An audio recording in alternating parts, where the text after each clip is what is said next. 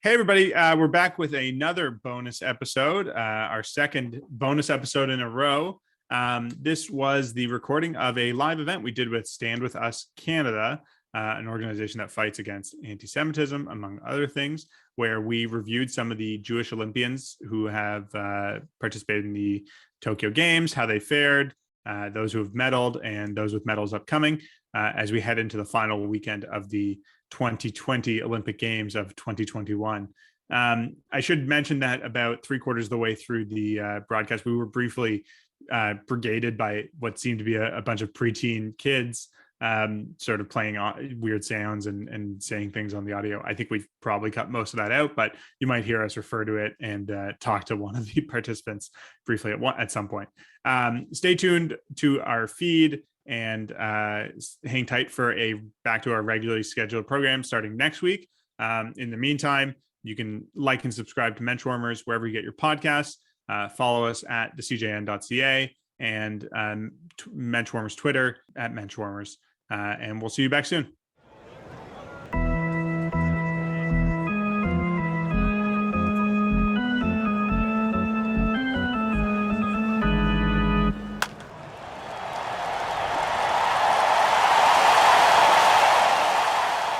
Thank you all who have joined for standing with us, the Menschwarmers.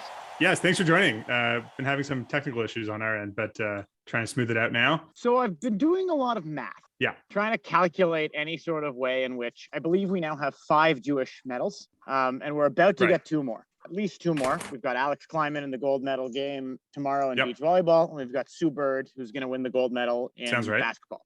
But with the 5 we have now, where would we be if we were a country? That's a good question. I feel like that's probably around like 50th, something like that. Yeah, 5 medals as of right now. I should pull this up again just to be safe. As of right now, 5 medals would put us. It's loading. 5 medals would put us right between Norway, Iran, and Slovenia. That's right where you want to be. That's the cool country spot. Suck it, Iran.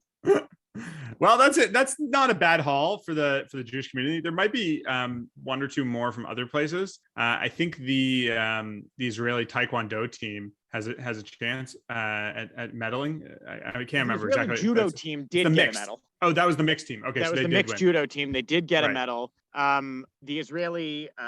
There was an Israeli Avishal Shamberg who won a Taekwondo medal. But sorry, the gymnast, the rhythmic gymnast, Linoy Ashram, still has a chance to medal. I think that's still coming up. Yes, that is tonight. That's tonight. In about an hour. Yeah, in about an hour, and she is. When we log off from this, go watch the rhythmic gymnastics. Do you ever watch the rhythmic gymnastics? Is that a sport you're familiar with? Is that? I mean, I think I might have seen it sort of on a street corner once or twice, maybe with like somebody doing contact juggling, or it might happen in old school when Will Ferrell sort of does it. But from like an artistic perspective, no, I'm not all that familiar. The 2 main disciplines seem to be the ribbon and the ball. Sometimes I think there's like a hoop or something like that. You can use, I think, any of a number of props, but it's its own thing. It's one of those. It's a sport most people, I would say, don't pay attention to more than once every 4 years, but that's fine. That's what the Olympics are here for. Gabe, maybe we should do a little rundown of the Jews who have won so far, and maybe the Jews who haven't. So you talked before about Avishag Sandberg. She won a bronze medal in Taekwondo for her weight discipline. Avishag grew up in Israel, from Gadara. Competes for Israel, obviously. She's very young, only 19 years old. So I think she's someone who we'll probably see at future Olympics and I'm sure in the Taekwondo circuit. But that was the first medal for Israel. I think a good showing. Are you familiar with Taekwondo? Do you have a sense of what it's like? So, yes, I watched a lot of the Taekwondo this time.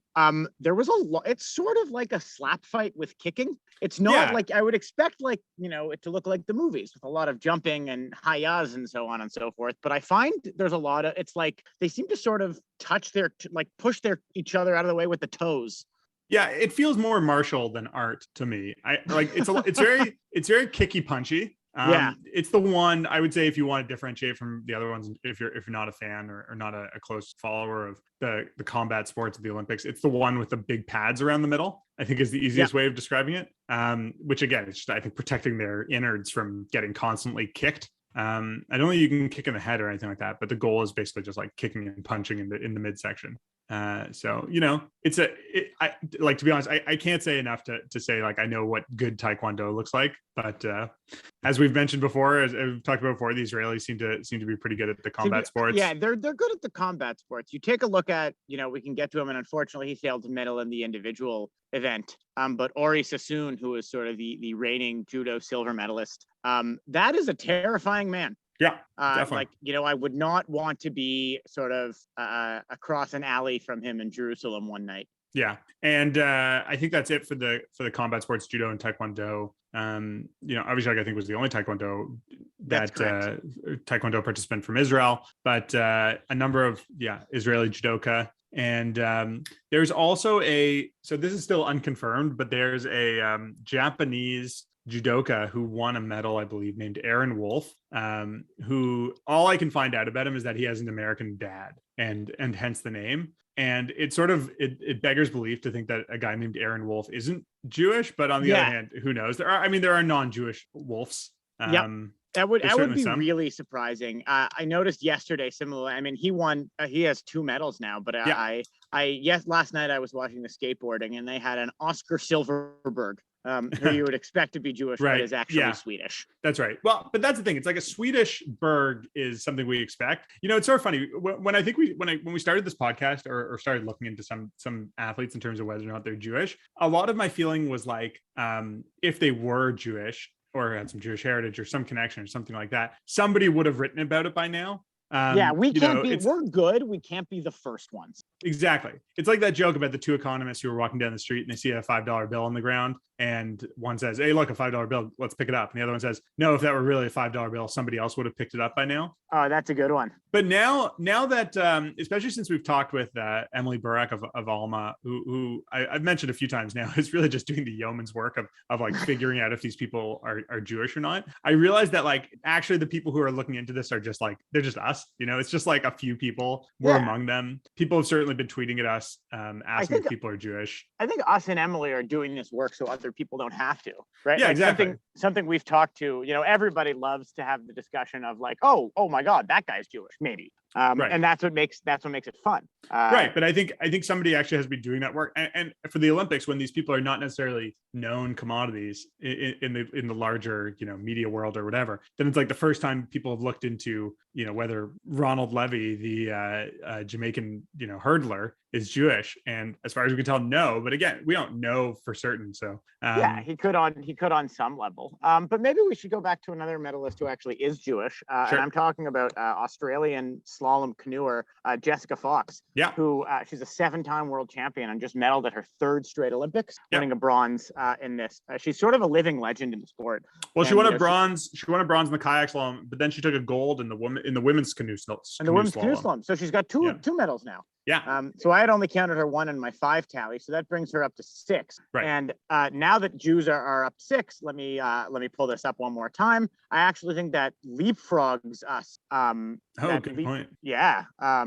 That leapfrogs Iran and Kazakhstan, I think, is the other country, and the fictional country of Jews is now up, somewhere between Belgium and Jamaica. Oh, cool. So yeah, that's very exciting. Yeah, I didn't have a chance to watch either of Jessica Fox's runs in the canoe or kayak. I think it must be that kayak and canoe, understandably, is being done in the middle of the day. So whenever it's been on has been like 1 in our time or 2 in our time. I'm a little surprised that the Israelis don't have somebody in modern pentathlon. That would, because there's sort of like the shooting and fencing, horseback riding, running. And then what's the 5th one? Swimming. So yeah, This seems like a thing your average IDF soldier would be decent at. Maybe that's a place to focus some energy in the future. Anyways, Jessica Fox, I think she's considered in the sports, among the people who follow it, to be one of the better, slalom paddlers of all time. Slalom paddling is like, it's sort of like going through a whitewater course. They're artificial courses, but they have lots of bumps and rapids and stuff like that. Absolutely. Sort of like how fast can you navigate the course? But it's a very cool sport. It is very cool, but I think it's interesting how it's all artificial. Like they don't really have a slalom course in Japan, so they like build a thing. Yeah, I mean, I don't know how realistic I don't know how realistic it would be to just be like, hey, here's the Ottawa River or whatever the equivalent is, good luck with it. Like, there's these rapids. I'm sure they must do some outdoor non-artificial whitewater canoeing and kayaking, like as a judge sport. It would just be difficult. I mean, a lot of these are in remote or like wild places where it's not necessarily easy to have like spectators. I mean, obviously there's no spectators this year, but spectators and judges and cameras and all that. So it's a very cool sport to watch. Like, it's cool to see them navigate it. Absolutely. These elements in different ways. And it's also one of those like unique things that only exist sort of for all intents and purposes. Like, there is a tour of it, but you only really ever hear about it in the Olympics. Right. Exactly. And that brings us to one of the Jewish athletes that we want to sort of talk about, who is appearing tomorrow, which is an Australian in the women's 20-kilometer race walking tomorrow. Oh, cool. Who's that? Yes, I think it's very exciting. Oh, sorry, I lost my note here. Her name is Jemima Montag. Okay. And her parents actually met at the Maccabi Games, who were Australian, but they didn't know each other, and they met sort of competing then at the time. And now she has sort of found her spot in international, Jemima has found her spot in international events as a race walker. Oh, very cool. And race walking is actually the last Olympics it's going to be in. Really? So they're getting rid of race walking? They're getting rid of race walking. And that's like so ridiculous. One of the like great, weird Olympic events. Oh, definitely. It is, I would say, it's not exactly a spectator sport, but there's times like when you watch the end of it, when they're really like, jockeying for position. They have like and nothing left. It's impressive. Yeah. You remember there was the big controversy last time there was an Olympics with the Canadian guy who bumped somebody as he was like Evan Dunphy. Yeah. That was like exciting to watch. The race for a while today. And they need to like 50-kilometer race. That's so bizarre, man. Yeah. I can't believe they're getting rid of it. Yeah. And these people walk about as fast as maybe your average Jewish person, but your average person could run. I can't believe that they're getting rid of it. It's too bad. Jemima Montag sounds like the most Australian Jewish name I've ever heard. Yes. Jemima Montag, I could not make up a more Jewish name. Like the combination of like the Australian, like this is sort of a name, but nobody else uses it anymore in the Commonwealth, and plus like Germanic sounding last name. Montag is Monday, right? So yeah, I think Montag is Monday. Yeah, that's cool. Well, good luck to her. I guess I can't say I'm probably gonna watch much of the race. No, I don't think race walking is a particularly Jewish sport unless it took place inside of a shopping mall. Do you know the origins of it? It's pretty crazy. Well, it was like rich guys in England who wagered on how far their butlers could travel without spilling a cup of tea, kind of thing. And like, wait, is that real? I'm pretty sure that's real. Yeah.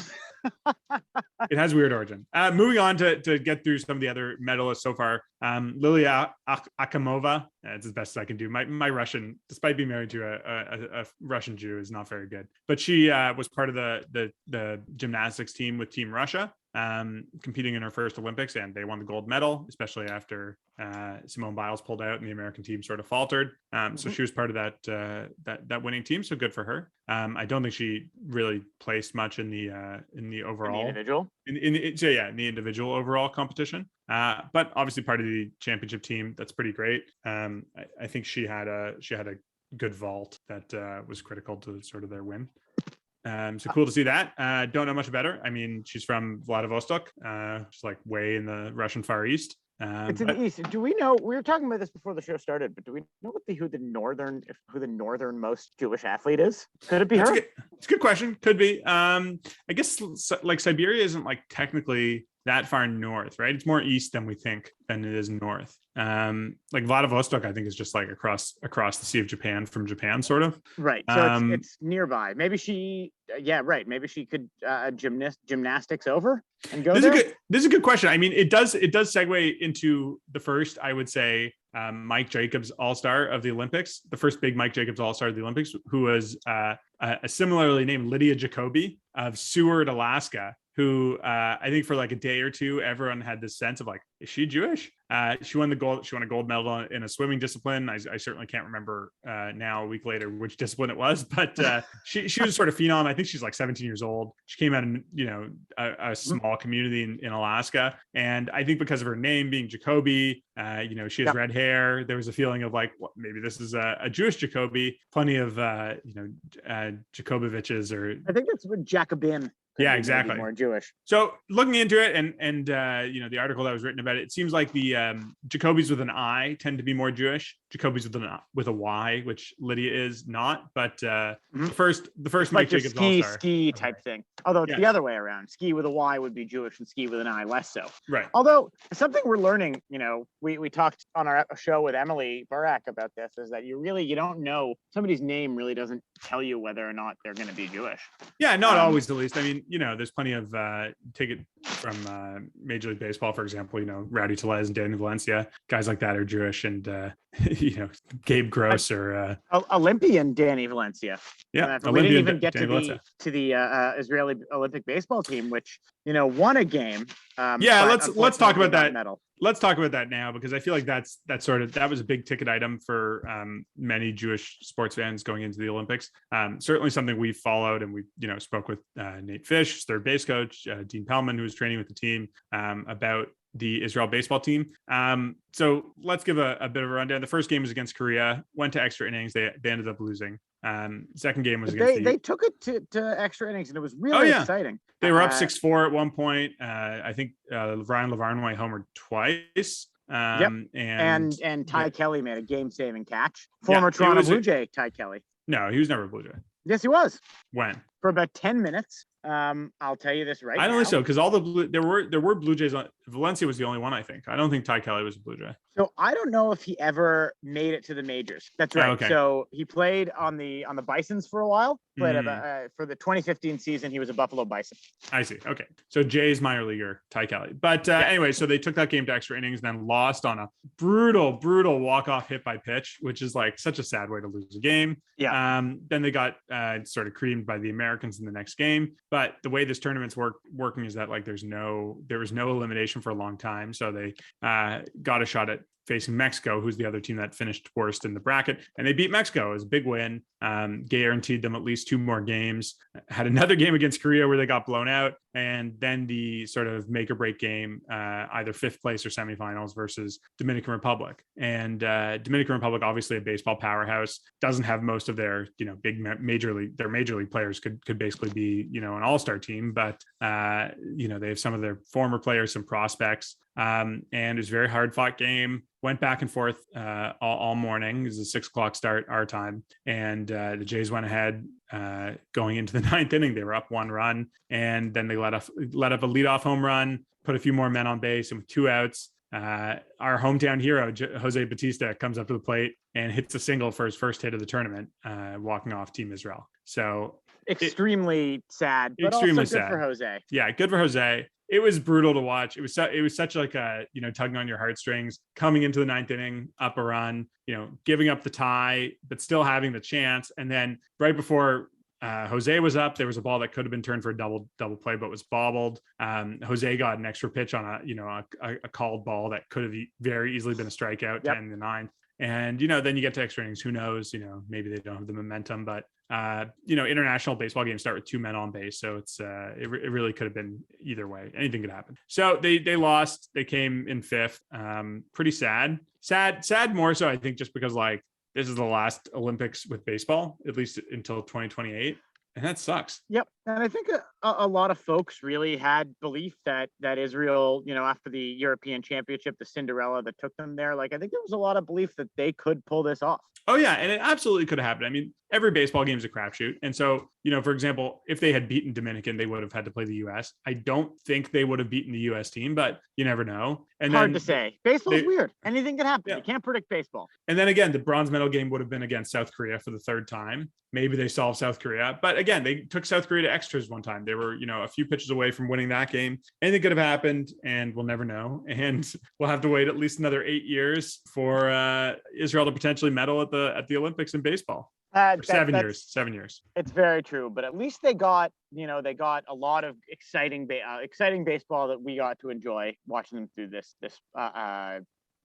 Olympics. I like, again, something they used to say to us at summer camp: don't cry because it's over, smile because it happened. Yeah, I will say that I do look forward to if baseball's back in 2028 in Los Angeles, that like games will just be at a normal time for us on the East Coast, minus 3 hours. And at Dodger Stadium, how cool would that be? as opposed to like the nights and mornings trying to stay up for games that start at 11 p.m. or wake up for games that start at 6 in the morning. Like I know it's our beat, got to do it, got to put in the hours, but as a fellow parent to a child, to a young baby, I think how tough that was. Oh yeah, he's not a Jewish Olympian, but my wife and I have been getting up every weekend to watch Lance Stroll, the Jewish F1 driver, race, and having a 4-month-old wake up at 6 a.m. has been really nice because it's prime time in Hungary right now. There's a race going on. Is there a way to watch F1 not live? Like, do they replay it at all? I would assume so. I think you can buy like the F1 package, F1.tv, their special streaming thing. However, TSN On Demand has it. So TSN On Demand would have it. That's such a weird like facet of modern life, is that like we don't get it as much in Canada, I don't think, but like NBC still tape delays like the big events, right? So like they were playing like Simone Biles bronze place in the vault or whatever she like 8 hours after it happened. Like even more than that, like 15 hours or something like that after it happened. Wow. And it's like if you're on the internet, if you're getting your news from anywhere, you know what the result was. And it's like, are you going to watch that? Like I can't believe that someone would. Like, did any American soccer fans watch the US women's national team lose to Canada? I think a lot of them did. On a tape delay, on a tape delay, probably not. That's true. Although, I'm a conspiracy theorist here, but they recently moved the broadcast of Canada, the Canadian team's final tomorrow. It's supposed to be at 6 a.m. Canada time or Toronto time, and now it's going to be at 8. And they say it's for the heat, but I'm sure television live audience happened to go as part of that. Right. Yeah, you're probably right. We should talk about the last Jew, I think, that we know right now who got an individual medal. That's Artem Dolgopyat, the Israeli gymnast who won the gold in the men's floor exercise in the artistic gymnastics. He's an emigre from Ukraine, I believe.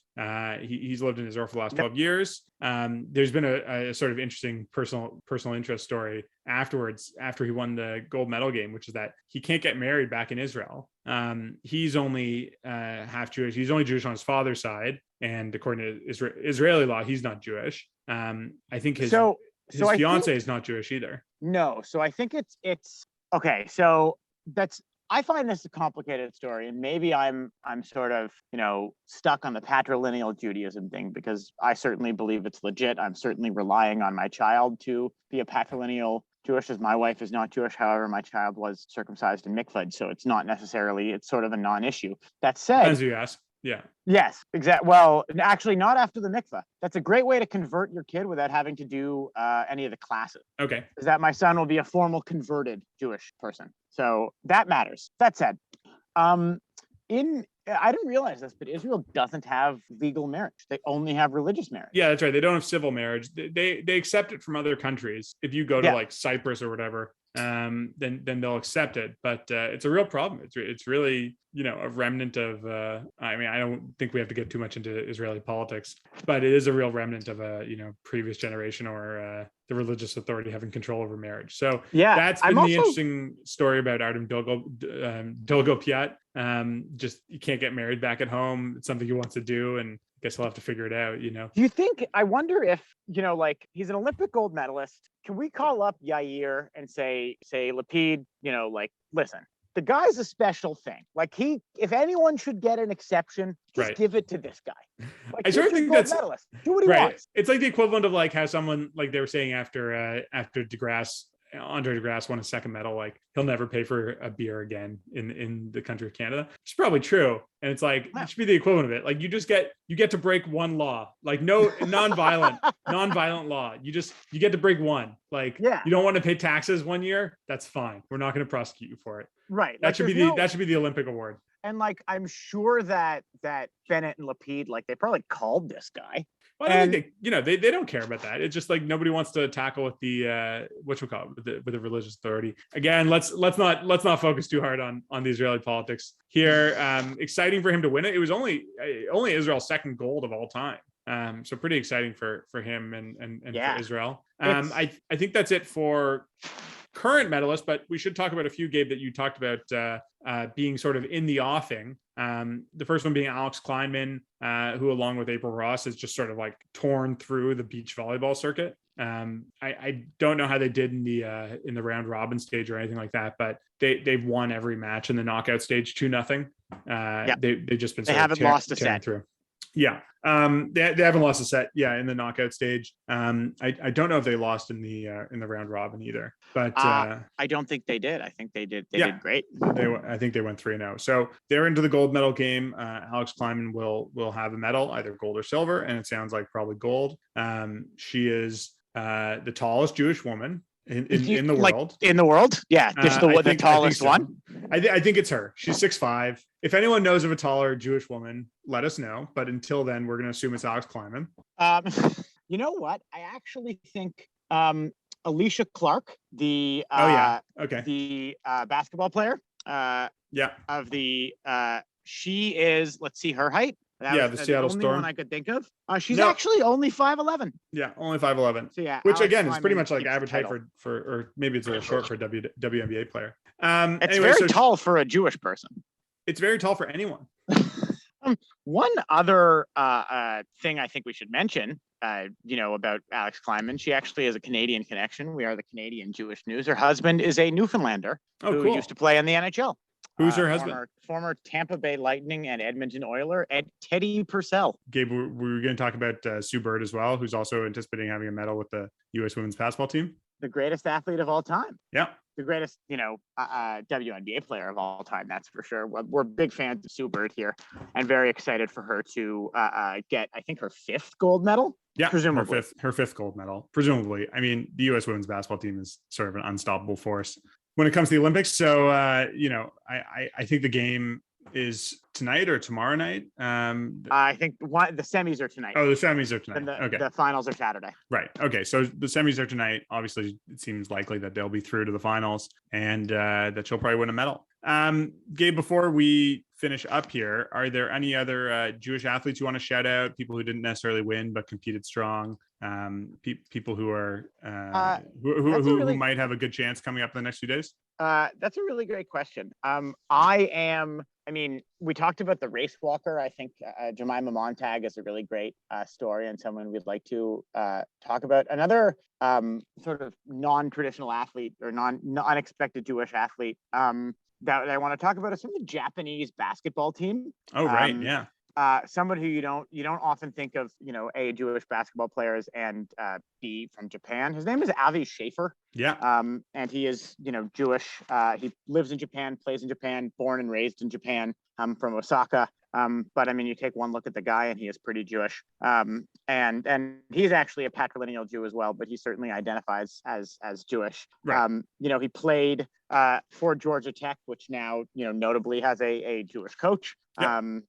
Josh Pastner. And so it's sort of a whole mishpucha of the Jewish sports sports world that I sort of want to call out as an interesting story. How about you? Well, we should say that the Japanese basketball team went 0-3 and didn't make it past the round robin.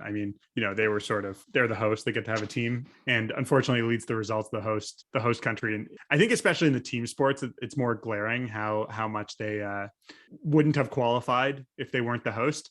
This happens. This often happens with like whatever country is hosting the Winter Olympics, like having to field a hockey team, and it's like good luck finding five Italians who know how to play hockey or whatever. I think the Chinese team is going to have fun. Exactly. Like it's not much of a hockey development country. Like they don't have many people playing hockey. I don't know how they'll do it Beijing, but topic for another podcast. No one else I really wanted to focus on. I think we've covered most of them, but one thing I do want to mention, something we haven't really talked about and should have talked about earlier, is the fact that for the first time ever, the IOC honored the Israeli athletes killed in the Munich Games in 1972. And to be honest, this is something we probably should have looked into more in the past. And I heard it when it came on in the opening ceremonies, but I don't think I realized the degree to which it hadn't been something that had been acknowledged by the IOC in the opening ceremonies in this sort of public way. But we got some comments on our last podcast when we guested on Bonjour Chai about this, and that was very helpful in pointing us in the right direction. Ankie Spitzer, who's the widow of Andre Spitzer, who's one of the athletes, a fencer who was killed in Munich, has been sort of at the forefront of demanding that the IOC honor the victims of the Munich massacre in a public way at the opening ceremonies. And both Ankie and Ilana Romano, who is another widow of one of the victims in the massacre, were present at the opening ceremonies. I think it was incredibly moving for them. It's something that the Maccabi Games has continued to make a forefront of their honoring. It's something that the Olympics had ignored time and time again. I think there's a feeling of the Olympics of not wanting to touch any issue that might be controversial or not do anything beyond their power. In the Munich Olympics, they didn't pause. They had the same, they kept it going. Yeah, that's right. I know, having looked into it more recently, I know Bob Costas 8 years ago in London did his own sort of personal tribute and moment of silence on the NBC broadcast. But there's only so many chances that you get to honor it on the main stage. I think the IOC should be commended for what they eventually got around to, even if it was a little late. But a very important moment, I think, for marking that tribute. And people who are really part of the Olympic family who were killed at the Olympics is an important event that needs to be remembered, and I hope continues to be honored in some way in the future Olympics as well. So hopefully, it's possible we'll have more in the future on that. Maybe reaching out to some of the people who were involved in getting that the sort of place of prominence that it had. And I think that's, again, an important story to stay focused on and think about as we continue to cover the Olympics. I completely agree. And it's like I said, like we talked about earlier, the IOC is not the most forward-thinking organization, but it is nice of them to, it might be the bare minimum, but at least finally they're hitting that when it comes to recognizing, Israel's history and the fraught Jewish history of the Olympics. Right. Well, I think we'll end it there. I want to thank everyone who joined us tonight. Apologize for the Zoom brigade that occurred and the inappropriate thing that happened. But that's going to happen, I guess, on a public Zoom link sometimes. I want to thank Emmanuel for his honesty. I hope you had fun and enjoyed. You're from Paraguay. That's very cool. If you ever want to chat about Jewish athletes in the Olympics or any other sport, please listen to our podcast. We're available anywhere you find your podcast. And I appreciate you sticking around, man. Great. Well, I think we'll end it there. Everybody who's on here, please, feel free to like and subscribe to the podcast, review wherever you can get us. You can find us wherever you get your podcasts. You can follow us on the Canadian Jewish News website, cjn.ca, and you can follow us on Twitter at The Menschwarmers.